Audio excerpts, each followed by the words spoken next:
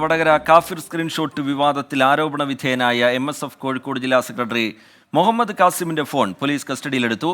Phone forensic പരിശോധനയ്ക്ക് അയക്കും. മുഹമ്മദ് കാസിമിനെ കുറ്റവിമുക്തനാക്കാനാകില്ല എന്ന് പോലീസ് ഹൈക്കോടതിയെ അറിയിച്ചിരുന്നു. രാഹുൽ സുരേഷ് ചേരുന്നുണ്ട് വിവരങ്ങളുമായി കോഴിക്കോട്ട് നിന്ന്. രാഹുൽ, പോലീസ് നീക്കങ്ങൾ എങ്ങനെയാണ്? നേരത്തെ ഇതുമായി ബന്ധപ്പെട്ട് ഇന്നലെ കോടതി ചോദിച്ച ചില ചോദ്യങ്ങൾ, ഉയർത്തിയ വിമർശനങ്ങൾ, ഇതൊക്കെ നമുക്ക് മുമ്പിലുണ്ട്. അതിന് പിന്നാലെയുള്ള പോലീസ് നീക്കം എങ്ങനെ, രാഹുൽ? ടി.കെ. റിജിത്ത്, ഈ കാഫിർ സ്ക്രീൻഷോട്ടിന് പിന്നിൽ MSFന്റെ കോഴിക്കോട് ജില്ലാ സെക്രട്ടറി ആയിട്ടുള്ള മുഹമ്മദ് കാസിം ആണെന്ന് CPIM ആരോപിച്ചിരുന്നു. CPIM നൽകിയ പരാതിയിൽ മുഹമ്മദ് കാസിമിനെ കൂടി പ്രതി ചേർത്തുകൊണ്ടാണ് ഡിവൈഎഫ്ഐ നേതാക്കൾക്ക് ഉൾപ്പെടെ ഇപ്പോൾ അന്വേഷണം പുരോഗമിക്കുന്നത്. ഇതിൽ ശാസ്ത്രീയ തെളിവുകൾ കണ്ടെത്തുകയാണ് അന്വേഷണ സംഘത്തിന്റെ ലക്ഷ്യം. ഇതിന്റെ ഭാഗമായി തന്നെയാണ് മുഹമ്മദ് കാസിമിന്റെ ഫോൺ നിലവിൽ വടകര പോലീസ് കസ്റ്റഡിയിലെടുത്തിട്ടുള്ളത്.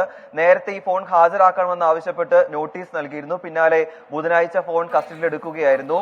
ഉടൻ തന്നെ അന്വേഷണ സംഘം ഈ ഫോൺ ഫോറൻസിക് സംഘത്തിന് കൈമാറും.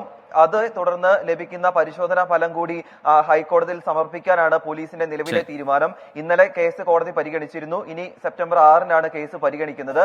ഈ പരിശോധനാ ഫലം ലഭ്യമാവുകയാണെങ്കിൽ അന്ന് ഈ റിപ്പോർട്ട് കോടതിയിൽ സമർപ്പിക്കാനാണ് അന്വേഷണ സംഘത്തിന്റെ തീരുമാനം.